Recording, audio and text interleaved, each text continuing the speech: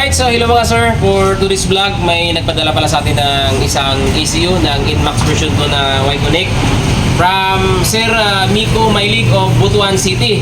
So sir, ito na po yung ECU mo. Actually, yung ECU talaga ni sir ay baga multiple damage yung nangyari sa kanyang ECU. So first time ko naka-repair ng ganitong ECU na ito yung mga damage ng mga sir. Halos putok yung kanyang mga kapasitor.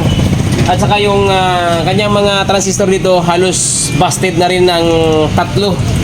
So parang baga 50-50 na yung chance na maayos yung kanyang ECU. Ngayon sir, tapos ko na i-repair, i-try natin dito salpak sa Inmax version na Y-Connect. So kahit magredondo lang mga sir, it means to say goods yung ECU repair natin sa kanyang unit. So salpak ko na natin.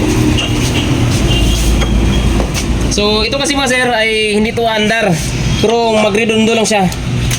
So, kasi hindi niya ma-recognize yung immobilizer, yung tinatawag natin na receiver. So kasi iba yung receiver nito na ginagamit. So ang pinadala kasi ni sir is only ECU lang. So mas maganda sana pag magpa-repair kayo ng ECU dito sa akin, padala nyo na lahat para matry agad na gumagana. Pero ito ba sir, once na magredondo lang, goods itong ECU niya. So ito, try natin. So redondo lang, halika dito. So yan yung ibig sabihin na sabi ko hindi yan naandar kasi blinking yung kanyang key indicator.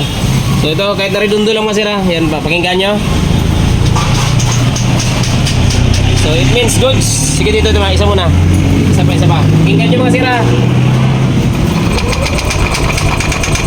So it means okay yung gagawa natin ECU. Alright mga sir, sa gusto pala magpadala ng ECU repair, ABS repair.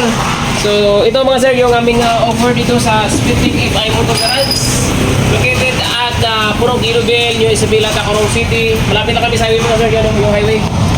So ito yung papasok dito sa public terminal. So dito na lahat mga sir. ECU repair, remap, ABS, keyless, gusto magpa-retrieve ng code, magpagawa ng remote. So ito, gumagawa kami lahat ng klase ng keyless na motor mga sir. Ginagawa namin ng remote. So gusto sa odometer recalibration, sa kaya nyo iba naming offers. So ito yung shop mga sir na baga one-stop shop na siya.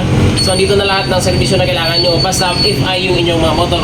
So alright mga sir, don't forget to like and follow my Facebook page. Thank you so much and God bless.